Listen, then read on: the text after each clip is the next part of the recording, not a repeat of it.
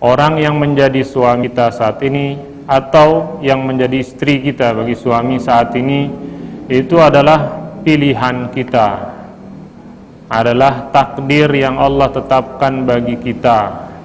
Maka apapun yang kita hadapi dari mereka, baik buruknya, hendaknya kita hadapi dengan sabar dan tahan.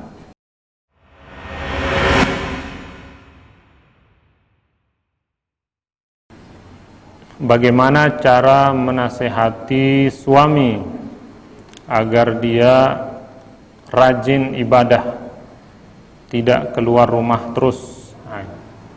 Jadi ini perempuan ini bertanya, ibu-ibu, bagaimana cara menasehati suami agar rajin ibadah dan tidak keluar atau tidak sering keluar rumah? Yang pertama, penting untuk kita ingat bagi yang bertanya dan kepada kita semua bahwa orang yang menjadi suami kita saat ini atau yang menjadi istri kita bagi suami saat ini, itu adalah pilihan kita, adalah takdir yang Allah tetapkan bagi kita. Maka apapun yang kita hadapi dari mereka, baik buruknya, hendaknya kita hadapi dengan sabar dan tahan.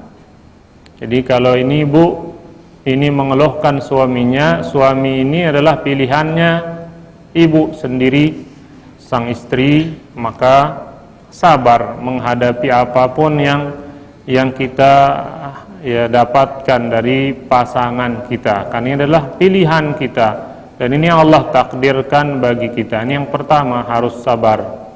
Kemudian yang kedua, ketika kita melihat ada dari segi ibadah yang kurang baik dari pasangan kita, maka merupakan suatu yang sangat bagus ketika kita ingin mengubahnya.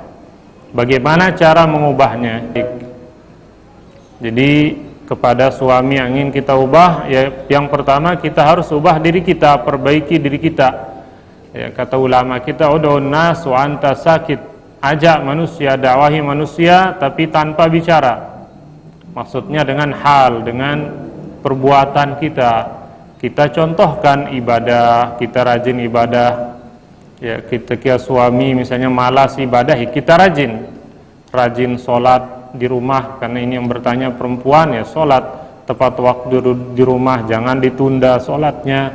Bila perlu sholat malam juga. Dengan cara seperti ini akan besar pengaruhnya. Jika suami melihat istrinya rajin ibadah, dia akan malu sendiri. Begitu juga sebaliknya sang istri.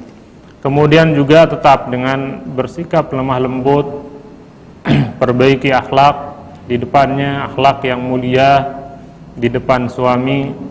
Kemudian juga diantara caranya adalah kita dekatkan suami kita dengan ilmu. Imma dengan mengajak dia hadir ke majelis ilmu atau dengan menghadirkan ilmu di rumah kita. Imma suami diajak ke majelis ilmu atau ilmu dihadirkan ke rumah lewat buku, lewat kaset, lewat media-media yang ada yang bisa dihadirkan ke rumah kita. Karena diantara sebab hilangnya agama dari seseorang adalah karena jauhnya seorang itu dari ilmu. Kata Hafidz Al-Hakami rahimahullah dalam mimiyah beliau, wa yadhhabu ad-din wa ad-dunya idza dhahabal ilmu alladhi fihi manjatun limu'tasimi. Agama dan dunia ini akan hilang.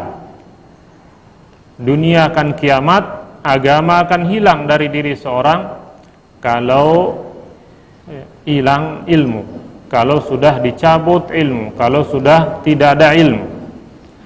Sehingga orang malas ibadah ini tanda dia jauh dari ilmu. Jadi dia harus didekatkan dengan ilmu. Imma orangnya didekatkan dengan majelis ilmu, menghadiri majelis, atau ilmu yang didatangkan ke rumah dengan memperdengarkan ilmu atau kaset, kajian dan seterusnya.